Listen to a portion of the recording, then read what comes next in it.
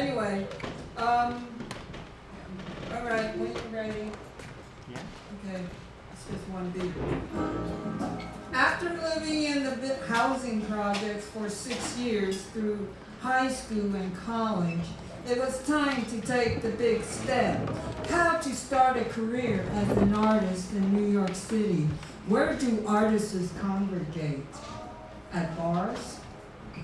But being 20 and Chinese, I only experienced the Chinese college mixers, which became too formal and a hunting ground for eligible future husbands. So through a college friend who mentioned the basement workshop on 54 Elizabeth Street, there I met over 50 Asian artists who had similar goals to be and do something that our parents were unable to provide. It was having the American dream or have occupations outside of restaurant businesses and garment factories. Asian men would espouse Maoist's woman hold up half the sky and inspire the woman into active roles as collectors, fundraisers, artists, archivists, photographers, writers, and baby makers, etc. It looked a very productive team of people whose goals were to question why we exist in America, land of opportunities, as our cultural heritage. The Chinese men only had built the railroad during the Civil War with no pensions or benefits. I learned so much about being Asian American that we be bouncing off the walls, hating each other and reminding each other our societal failures. Only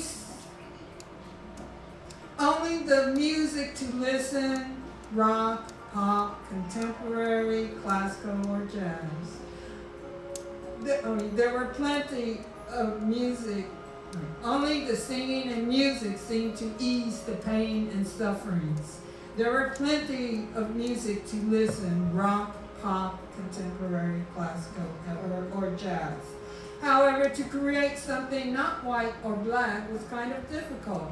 It was the shabby 10-block Chinatown, whereby I did not feel it should be a lifetime preoccupation of fitting a lifestyle and a white and black culture only.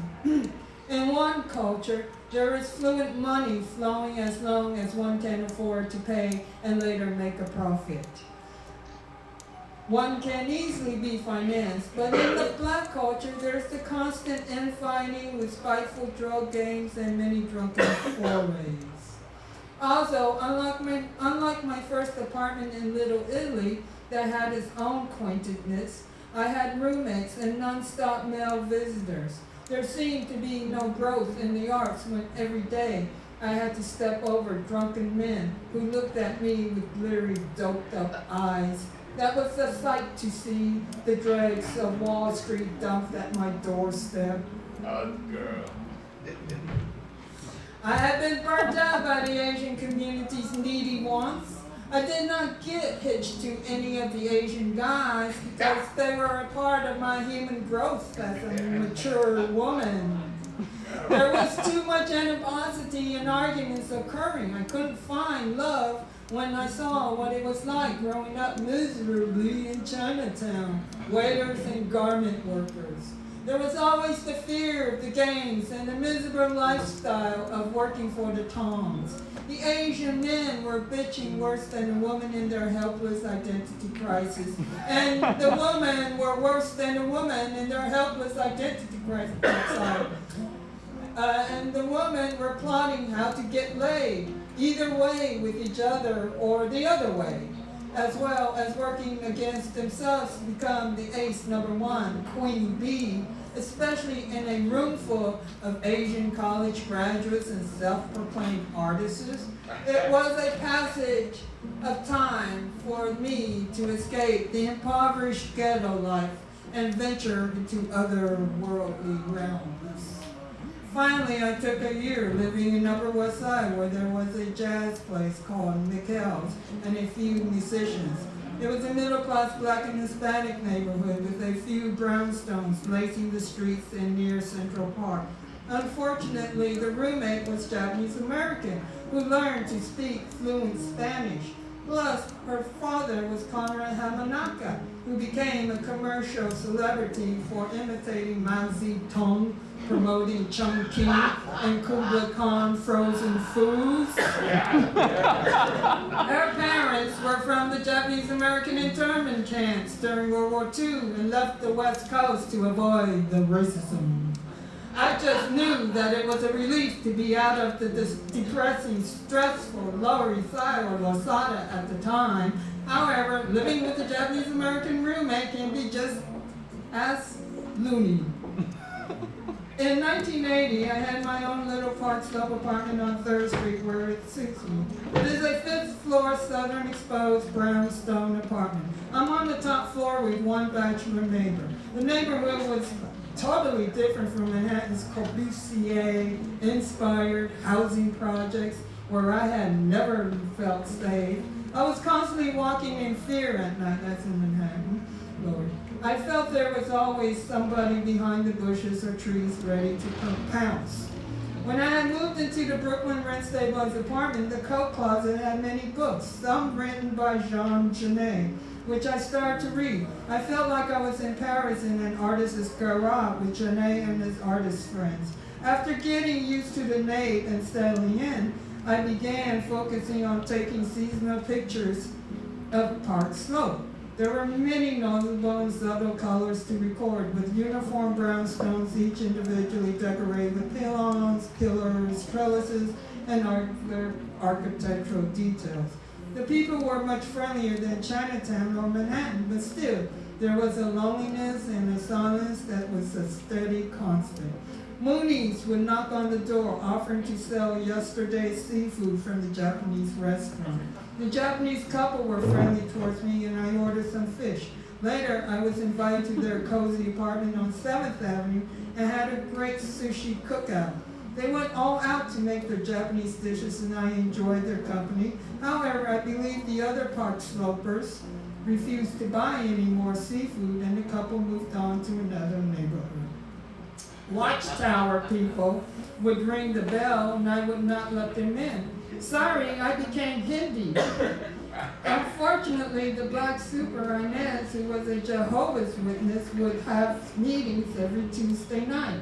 Somehow I did like her, and we played these tenant super games where she was the landlord's buffer. The landlord's name was Robin T. White, a British person married to a Korean woman. Inez said that he markets computers and travels around the world. However, he became a slumlord and only had interest in making the building co-op. There were Hispanic, blacks, and poor white living in the 8 studio apartments, 2 on each floor. No matter, I felt safe and comfortable living in the neighborhood. I was very independent to do my art, have a part-time job to pay bills and rent. There was little time to socialize and meet people. I read the New York Times every day and mentally tried to find a way to rectify the world's economic politics, since I'm an American with a foreign-looking face. By 1990, I was not happy living in Park Slope. I forgot to tell you the title of this poem. Day-to-day doldrums of a plain, unremarkable existence.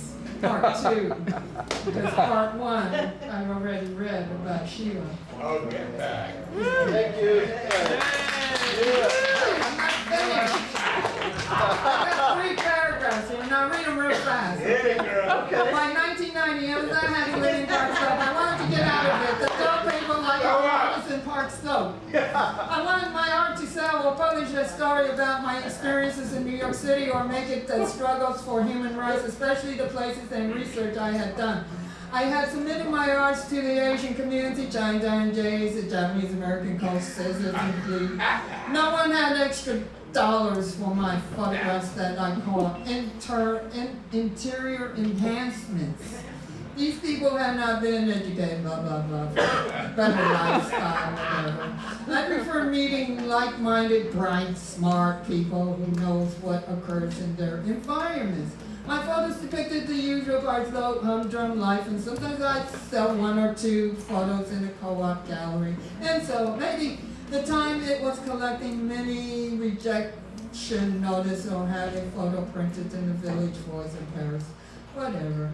And then I joined the Amao and Filipino Community Arts Organization in 1985 and giving to United Way. I only like to be with friends who don't criticize me with many, many faults because it is not true. Everything has been trivialized to nothingness and emptiness.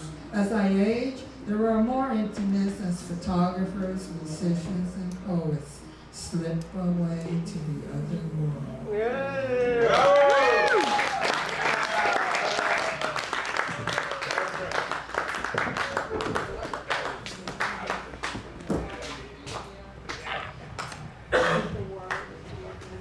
That was Susan Young.